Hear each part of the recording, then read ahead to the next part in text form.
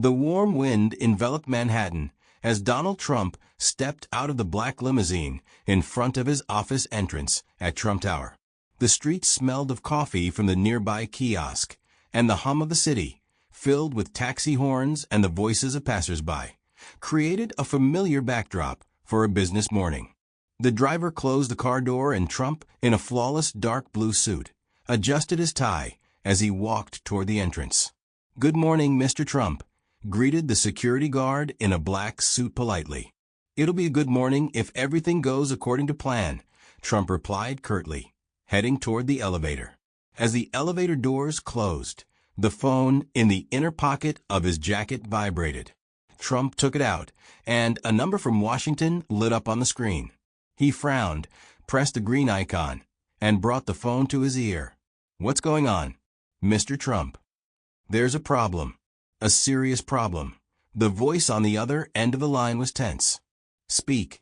Trump's voice remained steady, but his eyes narrowed. "It's about the campaign. Karoline Leavitt just contacted our office. She said there's a serious leak of information." Trump gripped the phone tighter. "A leak? What level?" "Serious enough to derail the entire strategy. She's requesting a meeting." Immediately, the elevator doors opened, and Trump stepped into a spacious marble lobby. A few employees averted their gazes as he passed by them. "Fine. Tell her I'll be in my office in 20 minutes, he said, slipping the phone back into his pocket. The office was filled with tense silence. Through the large windows, the view of Manhattan stretched out, and in the reflection of the glass, Trump saw his focused face. He knew Karoline Leavitt as a straightforward but very intelligent person. If she said the situation was serious, it was indeed serious. The office door opened, and Karoline entered. She wore a light gray suit, her hair neatly tied in a bun. Her gaze was cold and precise. Without a word, she approached the desk, placed a tablet on it, and turned on the screen. "It appeared 3 hours ago," she said. On the screen appeared a series of messages detailing the strategic steps of Trump's election campaign. All of it had fallen into the hands of the media. "This is a leak," Karoline said coldly, "and it came from the inside." Trump leaned forward, his gaze hardening. "Who did this?" "I don't know yet, but there are suspicions." Karoline looked directly at him. "And if you don't stop this today, by evening it will be on every channel." Trump stood and walked to the window. His reflection in the glass looked calm, but there was a cold fire in his eyes. "What do you propose?" he asked calmly. Karoline smiled slightly at the corners of her lips. "Let me handle this. My way." Trump turned to face her. "My way. If I'm right, we have a mole, and I know how to make it come to light." Trump stared at her for a long time before nodding. "All right. Do what needs to be done."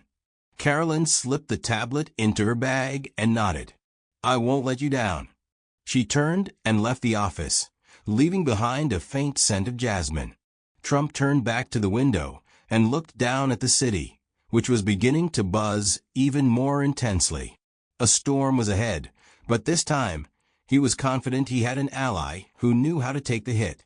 The autumn chill hung over the city when Donald Trump, weary from endless business meetings and political turmoil, found himself in a difficult position. His empire was facing serious issues, and the public insults directed at him showed no signs of stopping. As always, he tried to appear unshaken, but his mood was far from the usual confidence. Problems at work, constant pressure from the media, and even the shadows of personal troubles had forced him to begin seeking help. One evening, as Trump sat in his office, he received an unexpected call. Answering it, he heard the relaxed voice of a woman he immediately recognized. "Donald, it's Karoline Leavitt. I know you need help." Karoline was one of the few who wasn't afraid to speak her mind about Trump, and at the same time, she was one of the rare people he trusted. She was a deeply influential woman in the business world, whose relationships with politics and business were always clear and direct. "I'm not sure you can help, Karoline," Trump replied, frowning. "But I know you always have something interesting for me." I know you're feeling lost, Donald, Karoline said calmly. But this isn't the end. I have a few ideas. You have access to people right now who could change everything if you communicate with them correctly. Trump paused. He had long since stopped seeking advice from traditional business circles, where every move of his would be under intense scrutiny. But Karoline always managed to find unconventional solutions. You've surprised me again. You know I'm always open to new ideas. That's why I'm calling, Karoline said, her voice becoming slightly more serious. Have you noticed how the atmosphere around you has changed? People no longer want to hear your speeches. They want to see real change. You have a chance to start over, to start with dialogue. Trump walked to the window and looked down at the bright city below him. He still found it hard to believe that the time for change had come again. But Karoline wasn't wrong. Something was indeed different from before. What exactly do you propose? He asked, feeling curiosity stir again. I'm already working on a few things, Karoline replied. You respect power, but sometimes power isn't exactly what's needed. Maybe it's time to look at the situation from a different angle, through calm, trust, and dialogue. If you're willing to compromise and show a real understanding of people, you can turn the negative to your advantage. Trump held his breath. He realized this might be the only way to regain control of the situation. All right, I'm willing to try, he said. Do you want to set up a meeting? Yes, Karoline said. I know who needs to be involved in this conversation. This meeting was just the beginning of a difficult process ahead. Trump understood that he would need to put in significant effort to change his approach, but Karoline was the one who could help him in this process. She had always been able to find a way out of even the most complex situations. The next day, Trump met with Karoline, and they began to formulate a plan for change. But the key was not just to change the external conditions. It was to find a new point of contact where words could have power, where one could express their views not through force, but through mutual understanding. The spirit of change was already in the air, and although the final result was still uncertain, the hope that this path would bring positive changes had begun to emerge. Trump was ready to start with a clean slate. Trump's meeting with Karoline took place in a calm atmosphere, unlike the usual business negotiations. They discussed not only business plans, but also what had caused his downfall. Trump, though not accustomed to opening up to others, found the strength to share his doubts and concerns. People no longer believe what I say, Trump began unexpectedly. They saw my struggle with critics, but I couldn't show that I was changing. It seemed like I won the elections, won battles, but now it looks like everything I did was just a show. Karoline listened carefully, understanding that this conversation was important for him. She knew that Trump was still full of ambition, but he needed to realize that his true strength lay not in politics, but in his ability to remain human. You've always tried to achieve results, Donald, she said gently.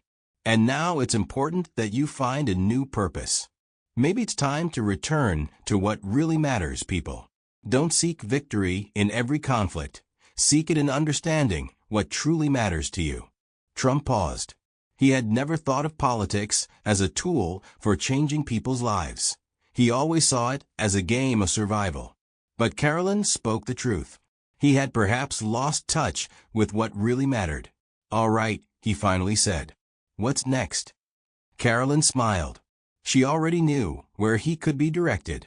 They decided that the first step would be to rebuild trust among voters, create a real dialogue, not just repeat political slogans. Trump needed to become a leader whom people could understand, not just fear. The following weeks became a time of deep change. Trump began actively attending meetings with ordinary people, not trying to convince them of his righteousness, but listening to their problems. He became more open and less focused on his own image. Instead of constant ideological battles, he worked on creating feedback with the people. As a result of these changes, Trump began to regain popularity. His public speeches became more humane, And though he still occasionally had the habit of inserting political statements, people started seeing him not just as a politician, but as a person with real concerns and doubts. Karoline continued to support him, offering advice and direction. She was the guide who showed him that true change starts with oneself.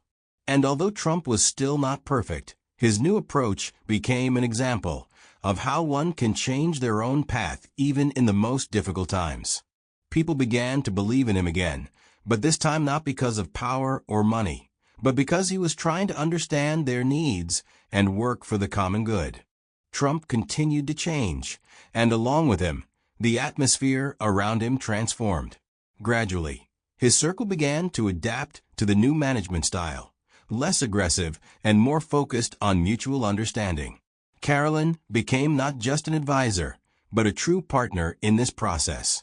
She helped him not only with political strategies, but also with moral support, often reminding him of the importance of maintaining humanity in a world that could easily be consumed by ambition.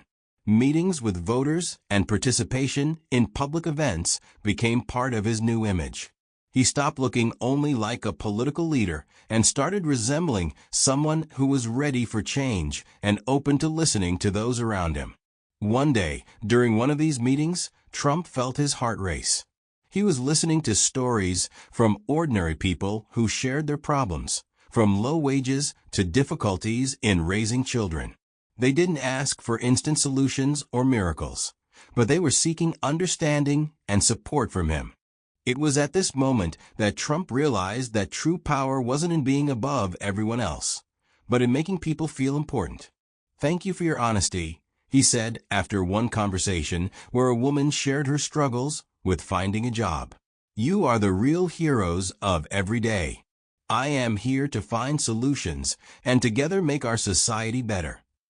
These words became another step for him toward becoming what he had tried to be, a leader who was truly capable of changing the world for the better through real connection with people, not external victories. When the time came for an important meeting with key political allies, Trump was not the person everyone was used to seeing on television screens. He arrived at the meeting without unnecessary talk about power or gain, but with a clear message. Our actions must benefit the people. We have no right to turn away from their problems. He saw how his new approach began to resonate even with those who had previously seen him as an enemy or competitor. He realized that change didn't start from the efforts of one person, but from the response of the hearts of those around him. And when he looked at Karoline, standing beside him with a smile on her face, he knew this was just the beginning of a great journey.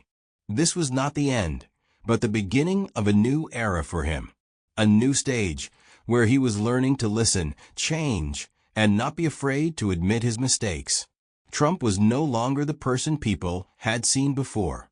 He had become someone ready to meet people, understand them, and act for the greater good. The ending was open. This was a story not just about politics and leadership, but about how small steps could change the entire world. And although many challenges still lay ahead for Trump, he was ready for them. True change was beginning with him.